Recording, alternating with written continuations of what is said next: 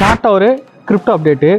ஐக்கிய அரபு எமிரேட்ஸ் அந்த நாட்டில் வந்து இப்போ தான் ஃபஸ்ட்டு நியூக்ளியர் பிளான்ட் வந்து ஓப்பன் பண்ணுறாங்க.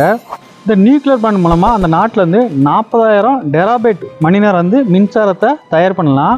அந்த நாட்டுக்கு இதன் மூலம் வந்து 25% தான் மின்சாரம் தேவைப்படுது. மீதம் இருக்க 75% அந்த நாட்டு அரசாங்கம் வந்து கிரிப்டோ கரன்சி பிட்காயின் மைனிங் செய்யக்கூடிய பெரிய கம்பெனி வந்து வேர்ல்டுலேருந்து மாரா டிஜிட்டல்னு சொல்லுவாங்க. அந்த கம்பெனி தான். அந்த கம்பெனியோட ஒரு கையெழுத்து விட்டுருக்காங்க. ஏன்னா கிரிப்டோ கரன்சி பிட்காயினை மைனிங் வந்து எங்களோட நாட்டில் வந்து செய்யுங்க, அதுக்கு தேவையான மின்சாரம் பவர் எல்லாமே எங்கள் நாட்டிலேருந்து நாங்கள் கொடுக்குறோன்னு சொல்லிட்டு ஐக்கிய அரபு எமிரேட்ஸ் நாடு வந்து சொன்னதுனால வந்து கூடிய விரைவில் வந்து ஐக்கிய அரபு எமிரேட் நாட்டிலேருந்து கிரிப்டோ கரன்சி பிட்காயின் மைனிங் பண்ண போகிறாங்க.